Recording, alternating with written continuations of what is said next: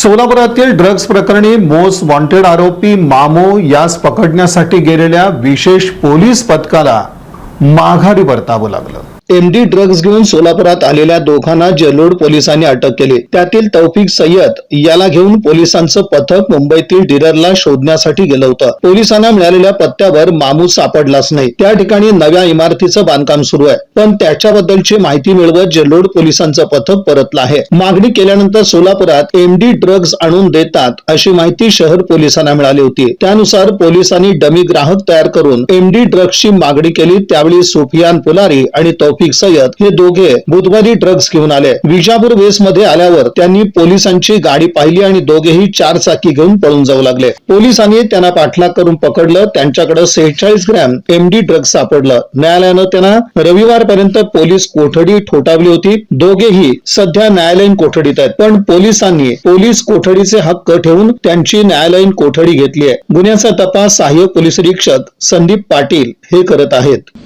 या बातमीपत्राचे प्रमुख प्रायोजक प्लॅटिनम मॉल इंद्रधनु सोलापूर। सोलापुरातील सर्वात प्रतिष्ठित इंद्रधनु सोसायटीचा नवीन भव्य कमर्शियल प्रोजेक्ट आता रेल्वे स्टेशनच्या अगदी शेजारी शहराच्या मध्यवर्ती ठिकाणी।